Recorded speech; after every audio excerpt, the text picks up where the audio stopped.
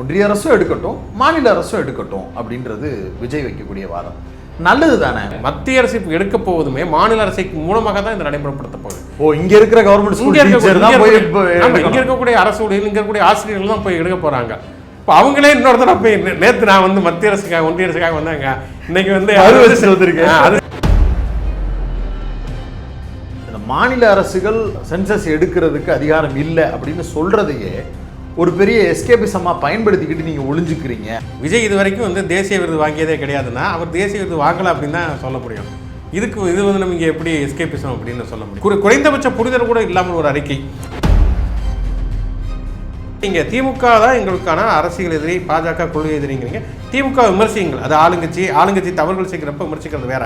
ஆனால் நீங்கள் பசுமாட்டை அந்த பணமரத்தில் கட்டுற மாதிரி எந்த அறிக்கையாக இருந்தாலும் திமுக 4 வரை திட்டினா தான் வந்து அது ஒரு அறிக்கையை நம்புறது இருக்கு இல்லையா? அதிமுக பாஜக கூட்டணி அமைஞ்சாலும் திமுகவை திட்டி ஒரு அறிக்கை வர்றது.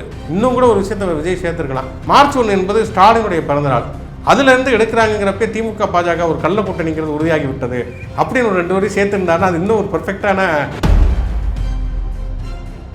அது திமுகவுக்கு மட்டுமான தீர்ப்பு கிடையாது. நாளைக்கு தமிழக வெற்றிகளுக்கு ஜெயிச்சு விஜய் வந்து முதலமைச்சரானார் கூட அவருக்கும் பயன்படக்கூடிய ஒரு தீர்ப்பு. ஆனால் மாநில சுயாட்சி தான் எங்கள் கட்சியுடைய கொள்கை அப்படின்னு சொல்லக்கூடிய விஜயனுடைய பேரில் அறிக்கையே வரலையே, புஷியானது பேரில் அறிக்கை வருகிறது.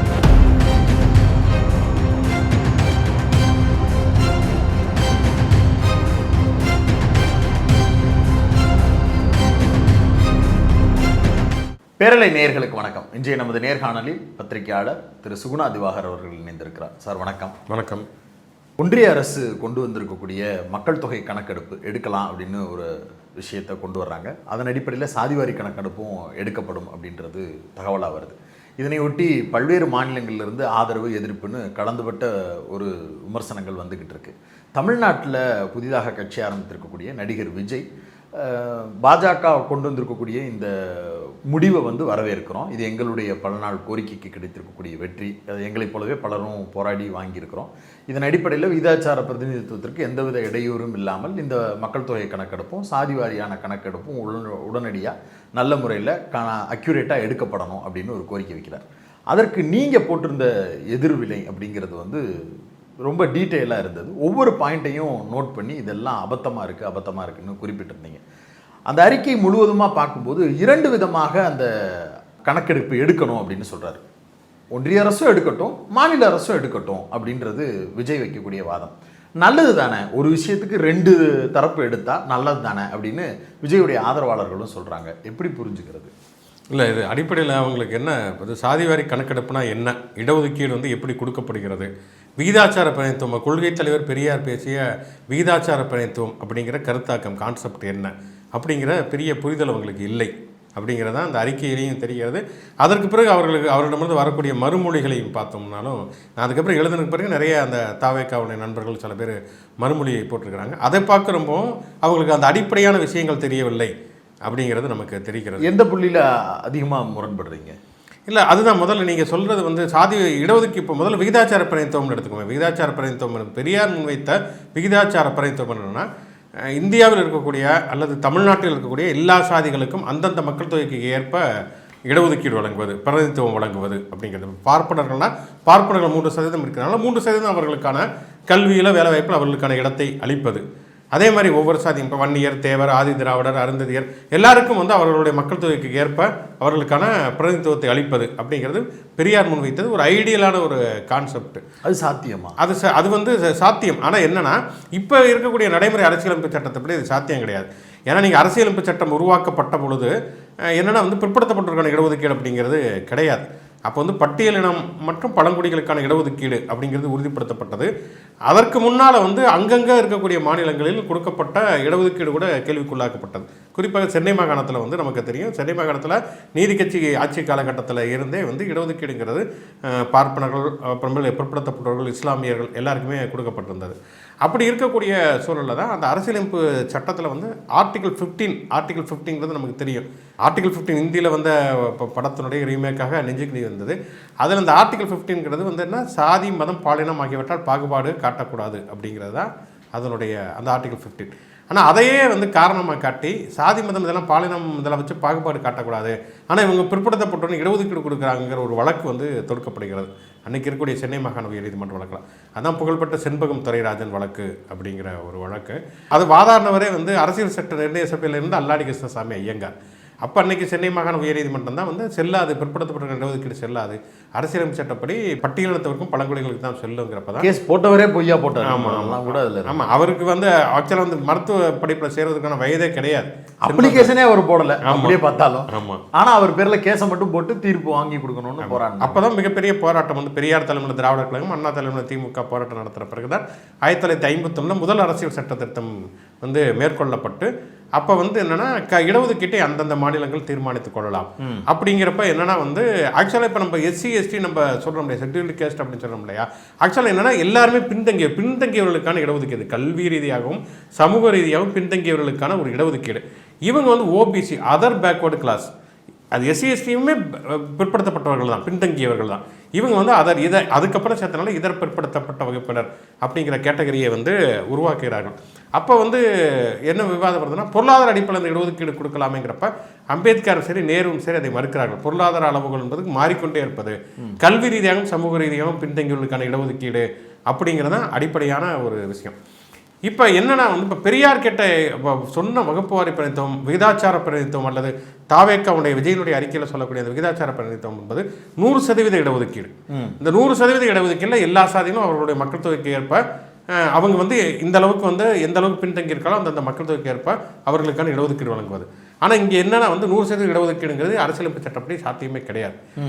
அரசியலமைப்பு சட்டம்னா கல்வியிலும் சமூக ரீதியிலும் பின்தங்கியவர்களுக்கான இடஒதுக்கீடுங்கிறப்ப அதுக்கான ஒரு அளவு அப்படிங்கிறதுமே நிர்ணயிக்கிறது. நமக்கு 69% இடஒதுக்கீடு இருக்கிறது. ஒரு கட்டத்தில் இப்போ பார்த்தோம்னா நீதிமன்றம் வந்து 50%க்கு மேலே போகக்கூடாது அப்படின்னு சொன்னதெல்லாம் நமக்கு தெரியும், பேரியர் போட்டோம். அதுக்கப்புறம் தான் நம்ம 9வது அட்டவணையில் வந்து சேர்த்து சட்ட பாதுகாப்பை வந்து கொண்டு வந்துருக்கிறோம். அப்போ விகிதாச்சார பிரதிநிதித்துவங்கிறது எப்போ சாத்தியம்னா 100% நீங்கள் இடஒதுக்கீடு கொடுத்தீங்கன்னா மட்டும்தான் எல்லா சாதியினருக்குமான ஒரு பிரதிநிதித்துவம் அப்படிங்கிறது சாத்தியம். அப்போ இந்த விகிதாச்சார பிரதிநிதித்துவம் பெரியார் பேசியதை விஜய்க்கு தெரில. அப்படி அதனால தான் பெரியார் என்ன சொல்கிறாருன்னா, இங்கே வந்து இந்த அரசியலமைப்பு சட்டத்தில் இந்த இந்திய அரசமைப்பில் இது வந்து சாத்தியம் கிடையாதுனால தான் தனித்தமிழ்நாடு கேட்குறாரு. இப்போ விஜய் வந்து விகிதாச்சார பிரதிநிதித்துவம் தான் எங்களுடைய கோரிக்கை, கொள்கை தலைவர் விஜய் சொன்ன விகிதாச்சார பிரதிநிதித்துவம் தான் எங்களுடைய கோரிக்கைனா அவர் தனித்தமிழ்நாடு தான் கேட்கணும். இல்லை இந்தியாவில் இருக்கக்கூடிய அரசியலமைப்பு சட்டப்படி விகிதாச்சார பிரதிநிதித்துவம் கொடுக்கவே முடியாது. அரசியலமைப்பை மாற்றுறதுக்கு முயற்சி எடுக்கக்கூடாதா? அரசியலமைப்பை மாற்றுவதற்கு முயற்சி எடுக்கிறதுனா அதுக்கு அப்படியான எந்த விதமான கோரிக்கையுமே இவங்களுடைய அறிக்கையில் இல்லை. இப்போ மாநில சுயாட்சி அப்படின்னு ஒன்று வந்து சொல்கிறப்ப அரசியலமைப்பு சட்டத்தை மாற்றித்தான் ஆகணும் நீங்கள் வந்து. ஏன்னா இப்போ இருக்கக்கூடிய அரசியலமைப்பு சட்டத்துப்படி பேருக்கு இது ஒரு ஃபெடரல் ஸ்டேட்டு சொல்லப்பட்டால் கூட மாநில சுயாட்சி என்பது இல்லை. அப்போ தான் என்னென்னா வந்து அரசியலமைப்பு சட்டத்தில் இந்த திருத்தங்கள்லாம் செய்யப்பட வேண்டும் என்று சொல்லி ராஜமன்னார் குழு அறிக்கையை போட்டு பரிந்துரைகள் வைக்கப்பட்டது அப்படிங்கிற சொல்கிறோம். இப்போ அதையே தான் மாநில தன்னாட்சின்னு நாம் தமிழ் கட்சியும் சொல்கிறது, மாநில சுயாட்சி அப்படின்னு சொல்லி தமிழக வெற்றி கழகமும் சொல்கிறது. மாநில சுயாட்சி அல்லது மாநில தன்னாட்சி கொண்டு வரணும் அரசியலமைப்பு சட்ட திருத்தத்தில் சட்ட திருத்தங்கள் மேற்கொள்ளப்படணும். அதே மாதிரி தான் விகிதாச்சார பிரதிநிதித்துவம் அப்படிங்கிறதுமே நீங்கள் வந்து அரசியலமைப்பு சட்டத்தில் வந்து பண்ணணும். ஆனால் அப்படி ஒன்று விகிதாச்சார பிரதிநிதித்துவம் தெரிஞ்சால் என்னன்னு தெரிஞ்சால் தானே நீங்கள் அதுக்கான ஒரு கோரிக்கையை முன்வைப்பீங்க. அதுக்கு தான் என்ன சொல்கிறாங்கன்னா, மாநில அரசே வந்து ஒரு சர்வே எடுத்துச்சுன்னா அதன் அடிப்படையில் இங்கே கொடுத்துட முடியும், அதை வந்து உறுதிப்படுத்தும் அப்படிங்கிறாரு. இல்லை அதுதான் என்னன்னு சர்வேனா என்ன, சென்சஸ்னா என்னன்னே தெரியாத ஒரு அபத்தமான ஒரு நிலைப்பாட்டில் இருந்து தான் வருகிறது. அதாவது 2018ஆம் ஆண்டு மேற்கொள்ளப்பட்ட அரசியல் சாசன சட்டத்தின் 105வது திருத்தத்தின்படி பிரிவு 342A(3) அதில் என்னென்னா மாநில அரசுகள் ஜாதி பட்டியலைத்தான் வைத்துக்கொள்ள முடியுமே தவிர சாதி வாரி கணக்கெடுப்பு நடத்தக்கூடிய அதிகாரங்கிறது மாநில அரசுகளுக்கு கிடையாது. அதாவது தலைவாரியாக கணக்கெடுப்பு நடத்துவது, தனிநபர்களை கணக்கெடுக்கக்கூடிய அதிகாரம் என்பது மாநில அரசுடைய, இப்போ மாநில அரசு பட்டியல், மத்திய அரசுடைய பட்டியல், பொதுப்பட்டியல் இருக்கு இல்லையா, இந்த அதிகாரம் என்பது மத்திய அரசுகிட்ட தான் இருக்குது. அரசியலமைப்பு சட்டப்படியே மத்திய அரசிடம் தான் இருக்கிறது. இதுக்காக வந்து ஒரு தனிநபர் மசோதாவே வில்சன் எம்பி, திமுகவை சேர்ந்த வில்சன் எம்பி கொண்டு வந்திருக்கிறாரு. இதை வந்து நீங்கள் வந்து பொதுப்பட்டியலை கொண்டு வரணும், மாநில அரசும் இதை வந்து எடுத்துக்கொள்ளலாம் அப்படிங்கிறது. இன்னைக்கு வரைக்கும் அந்த தனிநபர் மசோதா நிறைவேற்றப்படவில்லை. அரசியலமைப்பு சட்டப்படி ஒரு சென்சஸ் என்பதை மத்திய அரசு தான் எடுக்க முடியும். சென்சஸ்ங்கிறது வந்து நீங்கள் டோர் டு டோர் போய் நீங்கள் வந்து கடைசியாக 2011ஆம் ஆண்டு மன்மோகன் சிங் காலகட்டத்தில் எடுக்கப்பட்ட சென்சஸ் மாதிரி எடுத்தால் தான் நீங்கள் ஜாதிவாரி கணக்கெடுப்பின் அடிப்படையில் நீங்கள் இது மாற்ற முடியும். இடஒதுக்கீட்டை வந்து நீங்கள் அளவை மாற்ற முடியும்னா நீங்கள் வந்து என்ன படிச்சிருக்கீங்க, உங்கள் வீட்டில் வந்து ஃபேன் இருக்கா, மிக்சி இருக்கா, நீங்கள் என்ன எவ்வளோ சம்பளம் வாங்குறீங்க, கல்வியிலும் பொருளாதாரத்தை எந்த அளவுக்கு பின்தங்கி சொந்தக்காரங்க எந்த ஊரில் இருக்காங்க, இந்த மாதிரியான அத்தனை டேட்டாக்களும் நிரம்பிய ஒரு மக்கள் தொகை கணக்கெடுப்பு என்பதை ஒன்றிய அரசு மட்டும்தான் அரசியலமைப்பு சட்டப்படியை நடத்த முடியும். ஏன் மித்த மாநிலங்கள் எடுத்திருக்குங்கிறாங்க? அது சர்வே. அப்ப சர்வேனா என்ன, சென்சஸ்னா என்ன? சென்சஸ்னா என்னன்னா, அதான் சொல்றேன், சென்சஸ் என்பதும் முதல்ல வந்து ஒவ்வொரு நபர்களையும் கணக்கிடக்கூடிய அதிகாரம் என்பது அரசியலமைப்பு சட்டப்படி மத்திய அரசுக்கு தான் இருக்கிறது, ஒன்றிய அரசுக்கு தான் இருக்கிறது. ஒவ்வொரு நபர்களையும் வீடு வீடாக போய் கணக்கெடுக்கக்கூடிய அதிகாரம் என்பது அரசியலமைப்பு சட்டப்படி மாநில அரசு கிடையாது. மாநில அரசு என்ன பண்ணலாம்னா சர்வே எடுக்கலாம். நீங்கள் பீகாராக இருக்கட்டும், ஆந்திராவாக இருக்கட்டும், கர்நாடகாவாக இருக்கட்டும், எடுத்தது எல்லாமே சர்வே தான், ஒரு ரேண்டம் சாம்பிளிங். அதுல இருந்து ஒரு சர்வே எடுத்து தான் வந்து 100 பேர் இருக்கிறாங்கன்னா அந்த 100 பேரையும் எடுத்தா அது சென்சஸ். அந்த 100 பேர்ல இருந்து ஒரு 10 பேரை மட்டும் எடுத்தா அது சர்வே. இந்த 10 பேருக்கு எடுக்கப்பட்ட முடிவை வச்சு இந்த 100 பேருக்கும் அப்படின்னு முடிவு எடுக்கப்பட்டுச்சுன்னா சர்வேயின் அடிப்படையில் எடுக்கக்கூடிய முடிவு. இந்த 10 நபரை எப்படி தேர்ந்தெடுத்தாங்க என்னங்கிறத பத்திலாம் விளக்கமே தேவையில்லை. சென்சஸ்ன்றது அக்யூரசி தொடர்புடையதாக இருக்கும், சர்வேங்கிறது மேம்போக்காக இருக்கும். அப்படி எடுத்துக்கலாமா? ஆமாம். அதனால தான் உங்களுக்கு வந்து முதல்ல பாட்னா நீதிமன்றத்தில் வந்து முதல்ல வழக்கு போகிறது. பீகார் அரசு வந்து இதை வந்து இந்த மாதிரியான ஒரு சர்வே எடுப்பதற்கு அதிகாரம் கிடையாது அப்படிங்கிறப்ப பாட்னா நீதிமன்றம் சொல்கிறது சர்வே எடுப்பதற்கு மாநில அரசுக்கு அதிகாரம் இருக்குதுன்னு எடுத்துட்டாங்க. எடுத்துட்டு அதுக்கப்புறம் இடஒதுக்கீடு மாற்றணும் அப்படின்னு போகிறப்ப அதுக்கு எதிராக வழக்கு போகிறப்ப என்ன சொன்னாங்க, நீங்கள் சர்வே எடுக்கிறது தான் உங்களுக்கு அதிகாரம் இருக்குது, இந்த அடிப்படையில் நீங்கள் இடஒதுக்கீடு மாற்றணுங்கிற அதிகாரம் கிடையாதுங்கிறாங்க. அப்போ நம்ம ஏன் வந்து ஒரு சாதிவாரி மக்கள் தொகை கணக்கெடுப்பு என்பதை ஏன் சமூக நீதியில் அக்கறைகள் கூறுகிறார்கள்னா, எந்த சாதியெல்லாம் கல்வியிலும் வேலைவாய்ப்பிலும் பின்தங்கி இருக்கிறார்கள் என்பதை கண்டறிந்து அதற்கேற்ப இடஒதுக்கீட்டின் விகிதத்தை மாற்றி அமைக்கணும். இடஒதுக்கீட்டின் விகிதத்தையே மாற்றி அமைக்கிறதுக்கு மாநில அரசுக்கு அதிகாரம் இல்லைன்னா அவங்க எடுத்தா என்ன, எடுக்கலைன்னா என்ன? அப்படிதான் தமிழ்நாட்டில் 69% கொண்டு வந்திருக்கிறோம்ல. அப்ப நாம தானே நம்பரை மாற்றி அமைச்சிருக்கிறோம். அப்படி பார்க்கும்போது நம்பரை மாற்றி அமைக்கிறதுக்கு நம்மளால முடியும். நாமளே ஒரு சட்டமன்றத்தை கூட்டி ஒரு தீர்மானம் நிறைவேற்றி அதன் அடிப்படையில் நம்ம கொண்டு வந்துட முடியும் அப்படின்ற வாதங்கள் வைக்கிறாங்களே. இல்லை, இப்போ இந்த 69% இடஒதுக்கீடு என்பதே வந்து நம்ம 50% மேலே போகக்கூடாதுங்கிறப்ப தான் நம்ம வந்து 9வது அட்டவணையில் ஒரு சட்ட பாதுகாப்பாக சேர்த்தோம் அப்படிங்கிறது. இப்போ இதில் கூட நீங்கள் பார்த்தீங்கன்னு சொன்னால், நீங்கள் வந்து முதல்ல வந்து ஜாதிய அடிப்படையில் பொருளாதார அடிப்படையில் இடஒதுக்கீடு கிடையாது, சாதி அடிப்படையில் இடஒதுக்கீடு தான் என்று நம்ம சொன்னாலுமே கூட ஒவ்வொரு சாதிக்கும் தனித்தனியான இடஒதுக்கீடு அப்படிங்கிறதுமே இங்கே அங்கீகரிக்கப்பட்டது கிடையாது. நீங்கள் அருந்ததி உள்ள இடஒதுக்கீடு தொடர்பான வழக்குகள் உட்பட பல வழக்குகளில் பார்த்தீங்கன்னா நீங்கள் வந்து பிசிக்கான இடஒதுக்கீடு, எம்பிசிக்கான இடஒதுக்கீடுன்னு சொல்லி வகுப்பு சார்ந்து தான், கிளாஸ் சார்ந்து தான் வந்து இடஒதுக்கீடு என்பதே வந்து கொடுக்கப்பட்டிருக்கிறது.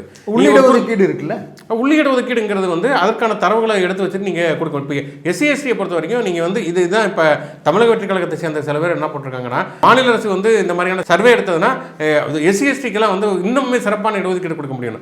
எஸ்சிஎஸ்டிக்கு எப்போதுமே ஜாதிவாரி அடிப்படையில் மக்கள் தொகை கணக்கெடுப்புங்கிறது எடுக்கப்பட்டு கொண்டிருக்கிறது. எப்போ வந்து சென்சஸ்ங்கிறது ஆரம்பிக்கப்பட்டதோ அப்போ இருந்தே அது சாதிவாரி கணக்கெடுப்பாக தான் இங்கே வந்து 1800 எடுக்கப்பட்டது. ஆனால் 1931 தான் கடைசியாக எடுக்கிறாங்க. அதுக்கப்புறமேல் வந்து 2ஆம் உலகப் போர் வந்ததுனால 1941 முழுமையாக எடுக்கப்படவில்லை. அதுக்கப்புறம் சுதந்திரம் அடைந்ததற்கு பிறகு ஆரம்பத்தில் இருந்தே அரசியலமைப்பு சட்டத்தின்படி பட்டியலினத்தவர்களுக்கும் பழங்குடிகளுக்கும் இடஒதுக்கீடு இருக்குதுங்கிறனால அதற்கு பிறகு 1947க்கு பிறகு இந்தியாவில் எடுக்கப்பட்ட எல்லா மக்கள் தொகை கணக்கெடுப்புலையுமே பட்டியலினத்தவர்களும் பழங்குடியினரையும் ஜாதிவாரி கணக்கெடுப்பு எடுக்க தான் செய்கிறாங்க. பிற்படுத்தப்பட்டவர்களுக்கு தான் கிடையாது. மண்டல் கமிஷன் அறிக்கை பரிந்துரையை 1931 மக்கள் தொகை கணக்கெடுப்பின் அடிப்படையில் தான் கொடுக்குறாங்க. அதனால தான் அதுக்கு பிறகு நம்மகிட்ட டேட்டா இல்லைங்கனால குறிப்பாக இந்த மக்கள் தொகை கணக்கெடுப்பு என்பதே பிற்படுத்தப்பட்டவருடைய எண்ணிக்கை எவ்வளவு அப்படிங்கிறத பார்க்குறது தான் இதில் மிக முக்கியமான ஒரு விஷயம். ஆனால் இந்த அடிப்படையாக அவங்க இதில் எஸ்சிஎஸ்டிக்கு ஏற்கனவே எடுத்துக்கிட்டு இருக்காங்கிறதே தெரியாமல் இது மாநில அரசு எடுத்துட்டா இதை வந்து மாற்றிட முடியுமேங்கிறது.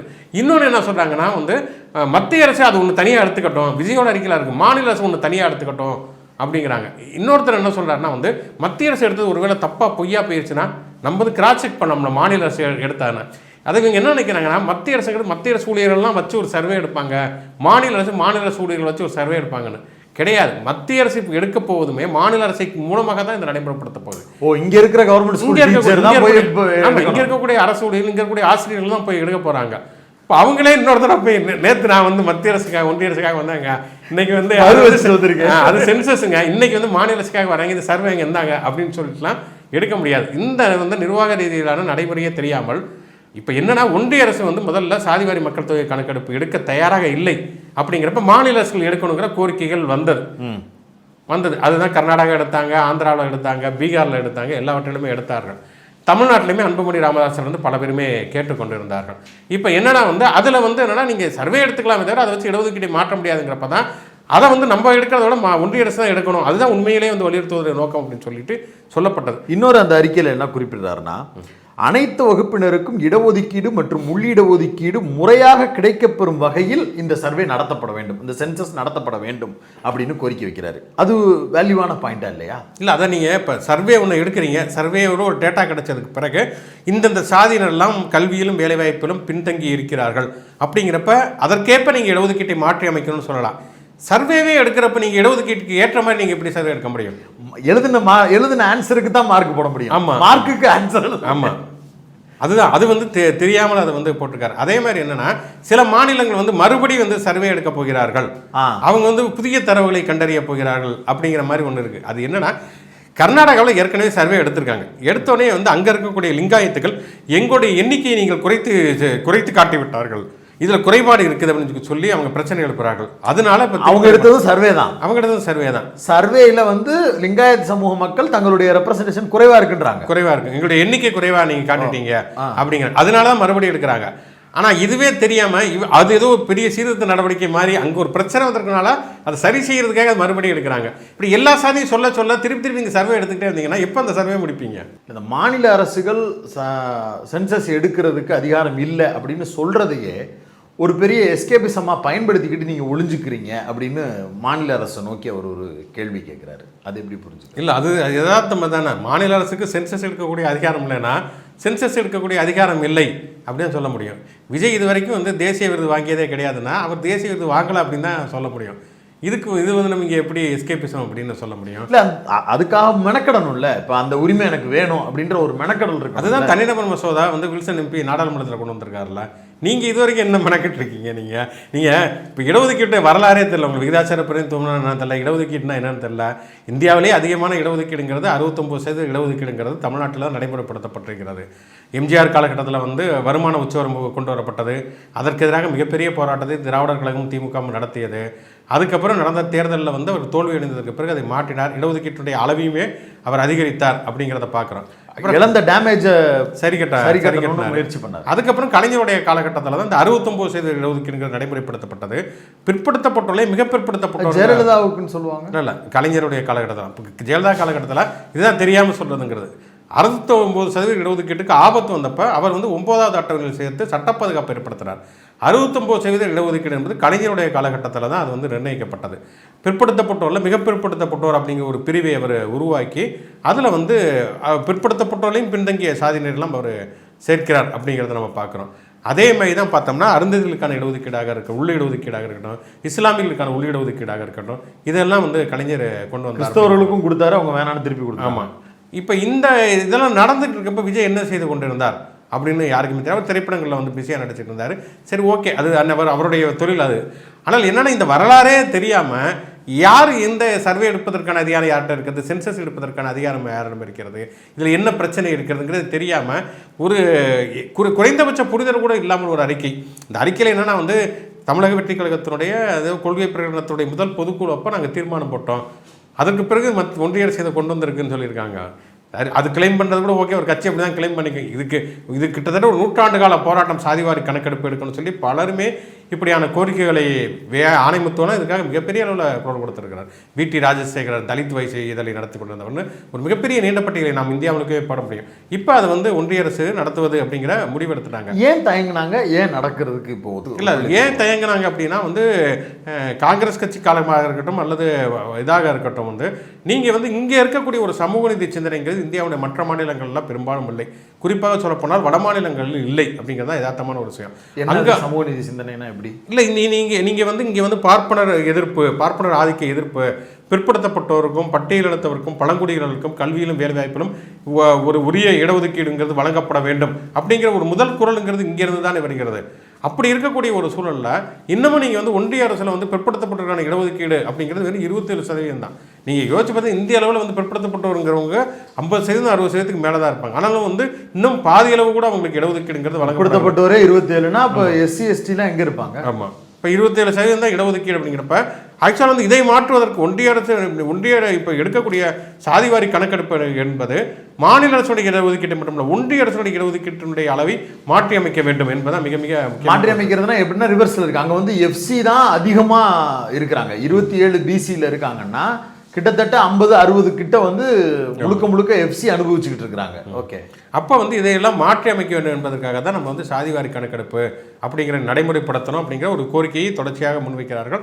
அந்த அடிப்படையில் தான் இது நடக்கிறது. முதல்ல ஒன்றிய அரசு என்ன சொல்லுகிறது, இதுக்கு முன்னால் காங்கிரஸ் கட்சியில் இருந்த மனோபாவம் அதுதான், பிஜேபியுடைய மனோபாவம் அதுதான். இது என்னன்னா வந்து எல்லாருக்கும் இந்த மாதிரியான பிரதிநிதித்துவம் கொடுத்து விட்டால் மேலே இருக்கக்கூடியவர்களுடைய ஆதிக்கம் என்பது தகர்ந்துவிடும் என்பதுதான் இதனுடைய மனோபாவமாக இருந்தது. அதனால தான் இவ்வளோ நாள் என்ன சொல்லியிருந்தாங்க, இடஒதுக்கீடு என்பதே தகுதி திறமைக்கு எதிரானதுன்னு சொல்லிட்டு இருந்தாங்க. அதுக்கப்புறமேல் பார்த்தோம்னு சொன்னால் அவங்களே வந்து இடபிள்யூஎஸ்க்கான இடஒதுக்கீடு கொடுத்துட்டாங்க. இடபிள்யூஎஸ்க்கான இடஒதுக்கீடு 1991 நரசிம்மராவ் ஆட்சி காலகட்டத்திலே கொண்டு வரப்படுகிறது. அப்போ உச்சநீதிமன்றம் சொல்லியிருந்தால் அது அன்கான்ஸ்டிடியூஷனல் என்று சொல்லி அந்த இடஒதுக்கீட்டை ரத்து செய்கிறது.